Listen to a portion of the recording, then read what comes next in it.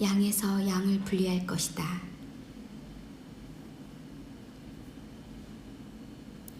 그리스도를 믿는 신자들에게 분리가 일어날 것이라는 경고는 성경 전체에서 찾아볼 수 있는 주된 메시지다. 추수 때에 먼저 곡식과 가라지가 분리된다. 타작마당에서 알곡과 축정이가 분리된다. 최후 심판에서 양과 염소가 분리된다. 두 사람이 일하다가 잠을 자다가 분리된다. 그리스도를 추구하는 자와 세상을 추구하는 자가 분리된다.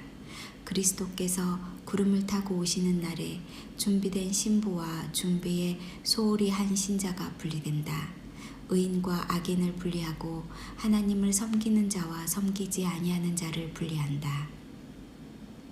이 세상에서는 그들 자신을 분리시킬 수가 없고 다른 누구도 그들을 분리시키거나 판단할 수 없다. 오직 만왕의 왕이요 만주의 주이신 그리스도께서 그에게 속한 자들을 아시며 그들을 분리시킬 수 있다. 이 분리는 너무도 정확하여 미국 선거처럼 부정이 개입할 수 없고 불의한 언론들처럼 선동하거나 거짓이 개입될 여지가 전혀 없다.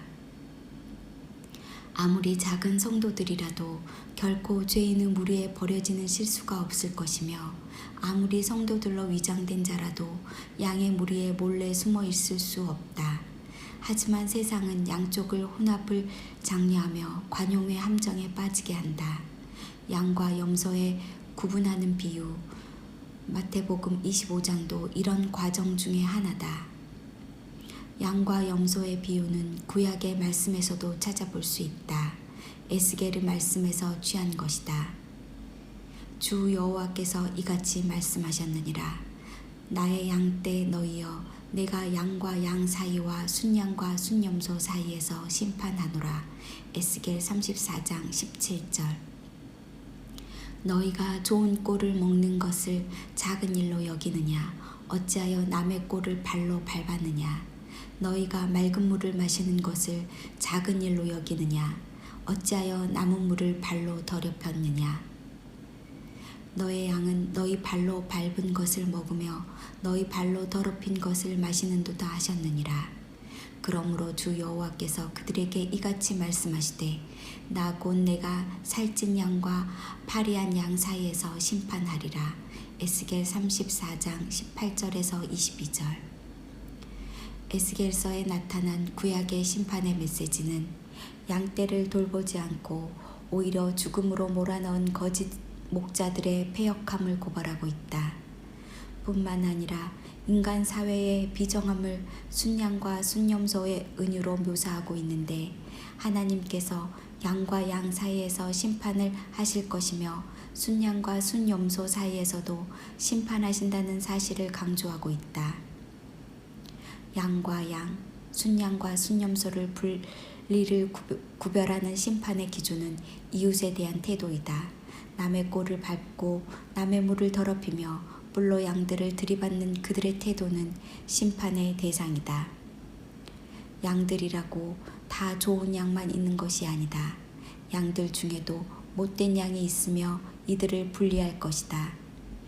양떼 중에는 힘이 센 살찐 양과 파리한 양이 있다. 위대한 목자 예수 그리스도께서는 그의 파리한 양은 오른편에, 살찐 양과 염소는 왼편에 두실 것이다. 건강하고 온유하고 인내하고 유용한 자는 오른편에, 불의하고 폭력적이고 이기적인 자는 왼편 두실 것이다. 거룩한 자는 오른편에, 거룩하지 않는 자는 왼편에 두실 것이다. 가난한 자들을 구제하고 긍휼히 여긴 자들은 오른편에, 자신의 유익을 위해서만 살았던 자들은 왼편에 두실 것이다. 가난하지만 경건한 자는 오른편에, 인색한 부자는 왼편에 두실 것이다. 그가 부자는 오른편에, 가난한 자는 왼편에 둔다고 말씀하지 않으셨다.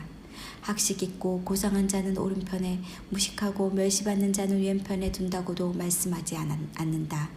악인과 인색한 부자는 왼손으로 축복과 부귀와 존귀를 취하였으니 그들의 최후의 운명도 왼편에 있게 될 것이다.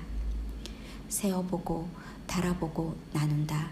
요한은 성전에서 경배하는 자들을 측량하라는 지시를 받았다. 메데데겔 저울은 전자 저울보다 더 정밀하다.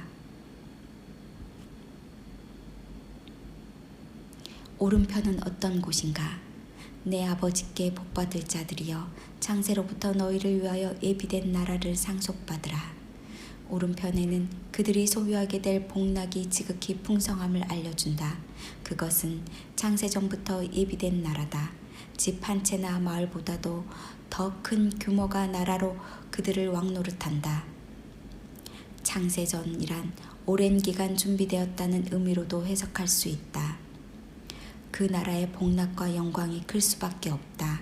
오른편에 있는 자들은 이 복락을 온전하게 누릴 수 있도록 의도적으로 예비되었다. 그들은 이것들을 상속받을 것이다. 왼편은 어떤 곳인가? 저주를 받는 자들아, 나를 떠나 마귀와 그 사자들을 위하여 예비된 영원한 불에 들어가라. 왼편에 세워지는 것만도 지옥인데 저주를 받는 자들이란 호칭을 듣는다. 그러나 떠나가라는 판결을 듣는다. 그들의 다리는 후들거리며 심장이 쿵쾅 뛴다. 마귀와 그 사자들을 위하여 예비된 영원한 불에 들어가라. 한마디 한마디가 모두 끔찍스럽다. 판결문이 귓가에 왱왱거리고 액센트 하나하나가 처절하며 도무지 위로를 찾을 길이 없다. 거기서 이를 갈고 슬피 우는 것만으로도 충분하지 않다. 우리가 땅에서 살아온 결말이 이렇게 심각한 것인가? 이 모든 정죄와 저주는 스스로가 선택했던 자신의 탓이다. 오랜 시간 하나님께서 기다리시고 회개를 촉구하시며 시간을 주셨다. 그러나 그들은 자신을 악과 죄에 팔아버렸고 스스로 저주 아래로 위치했다. 영원한 불도 예비되었지만 이 불은 창세전부터 예비된 것은 아니었다. 마귀와 그의 천사들이 타락했을 때 만들어졌기 때문이다. 이 불에 잠시만 들어갔다고 나올 수는 없을까요? 그저 잠시 통과만 할 수 없을까요? 그러나 이 불은 연료 부족으로 영원히 꺼지는 법이 없다. 관리자들이 서울로 불꽃을 꺼지게 하는 일도 일어나지 않는다. 마귀도 모든 능력을 박탈당했기에 어쩔 도리가 전혀 없다. 들어갈 수는 있지만 절대로 나오는 통로는 없다. 거기에는 어떤 종류의 긍휼도 휴식도 물 한 방울도 빛 한 줄기도 찾을 수 없다. 그들의 형벌이 정당한 것은 사실이지만 너무 끔찍한 것도 사실이다. 하나님의 공의로운 심판은 참되고 의로우며 정확하다.